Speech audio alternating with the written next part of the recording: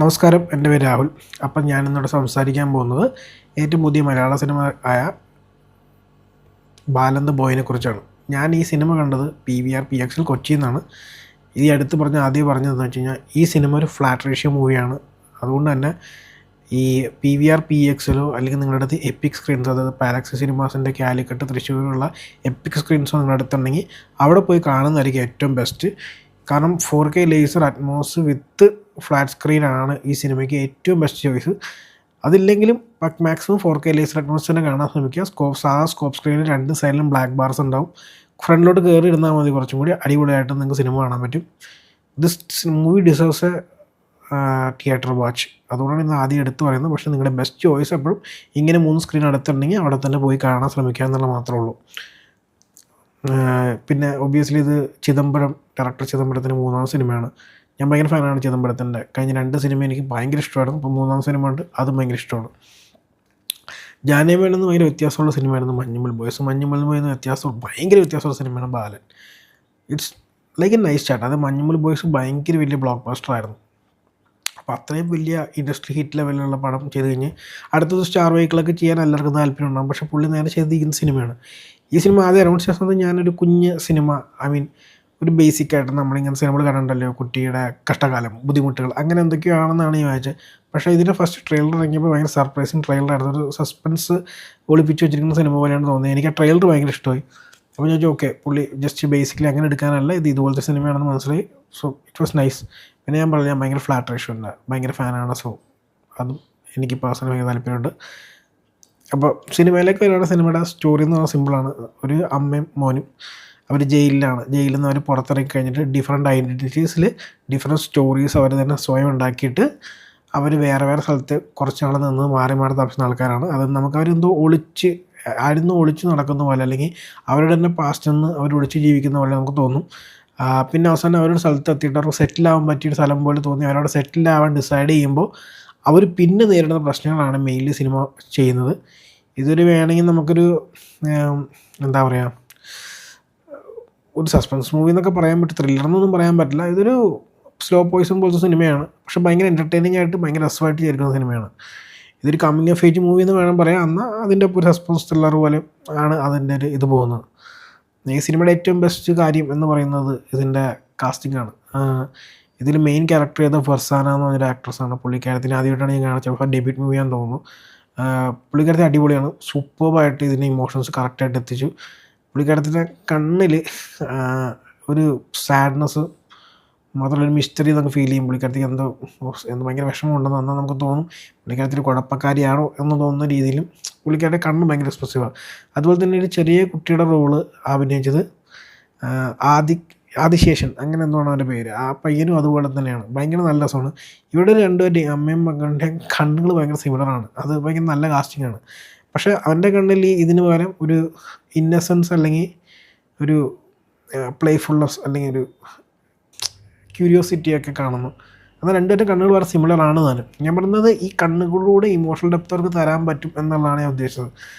പിന്നെ എൻ്റെ കുറച്ചും കൂടി വളർന്നിട്ടുള്ള റോൾ ചെയ്ത് മുഹമ്മദ് സീനാനാണ്. അവന് ഭയങ്കര നന്നായിട്ടാണ് ചെയ്തിരിക്കുന്നത്.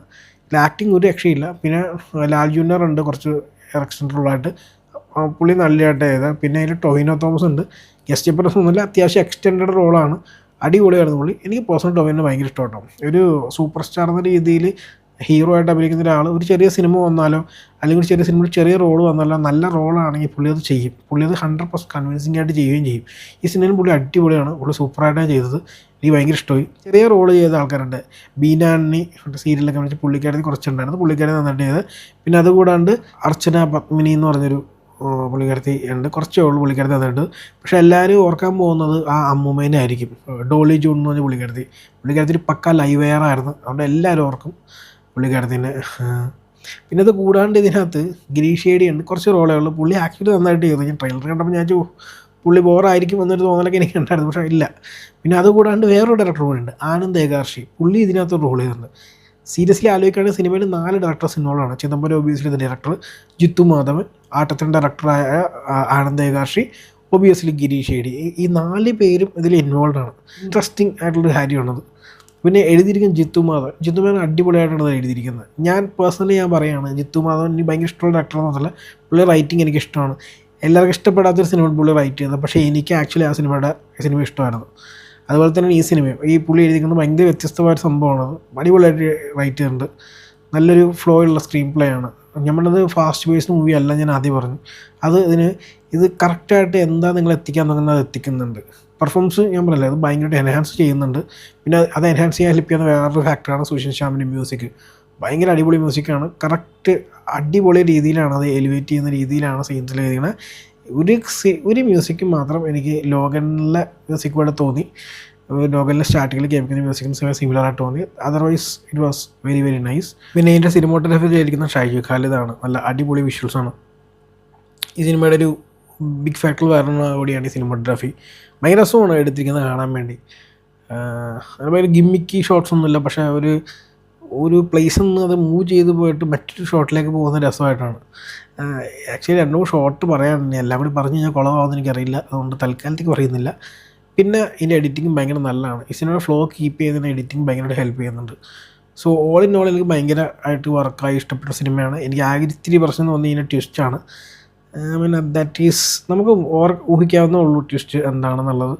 സോ മോസ്റ്റോളും ചിലപ്പോൾ എല്ലാവർക്കും മനസ്സിലായി. എനിക്ക് എന്തായാലും ഒരു ടൈം കഴിയുമ്പോൾ മനസ്സിലായിരുന്നു. അത് വലിയ പ്രശ്നമൊന്നുമല്ല. അത് ട്വിസ്റ്റ് മനസ്സിലായതുകൊണ്ടൊന്നും സിനിമയ്ക്ക് ഭയങ്കര എഫക്റ്റും ചെയ്യില്ല. പക്ഷേ ഭയങ്കര രസമായിരുന്നു. കൊള്ളാം സിനിമ. എന്തായാലും തിയേറ്റർ വാച്ചാണ്. കാരണം ഒരു കാര്യം എടുക്കുക പറയാൻ പോയത് സൗണ്ട് ഡിസൈനാണ്. ഇതിൻ്റെ അറ്റ്മോസ് അടിപൊളിയാണ്.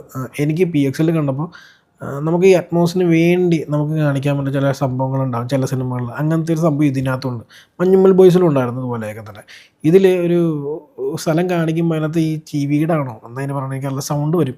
അപ്പോൾ സൗണ്ട് ഇങ്ങനെ ആ സ്റ്റേജിൽ കൂടെ കയറി ഇങ്ങനെ വന്ന് സറൗണ്ടിലേക്ക് കയറി അത് മേലോട്ട് പോയി ആ എൻ്റെയർ ഏരിയ നമ്മുടെ ചുറ്റും ഇങ്ങനെ സൗണ്ട് വഴി ആ സൗണ്ട് സ്കേപ്പ് വഴി 3D സൗണ്ടായിട്ട് ഇങ്ങനെ നിൽക്കും. അങ്ങനെ കുറേ സീനുകൾ ഇതിനകത്തുണ്ട്. ആ സൗണ്ടുകളൊക്കെ ഇപ്പോൾ ചില സ്ഥലത്ത് നിന്ന് ഇലകൾ അനങ്ങുന്നു, അങ്ങനെ കുറച്ച് കാര്യങ്ങളൊക്കെ, വെള്ളം വീഴുന്നു.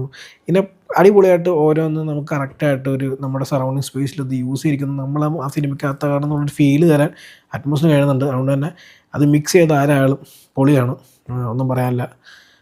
അതുകൊണ്ടാണ് ഞാൻ പറയുന്നത് ഈ സിനിമ നിങ്ങൾ കാണുന്നത് ഒരു 4K അറ്റ്മോസ്ഫിയർ തന്നെ കാണാൻ ശ്രമിക്കുക.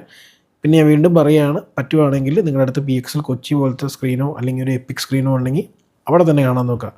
എന്തായാലും എനിക്ക് സിനിമ എൻ്റെ വർക്കായി.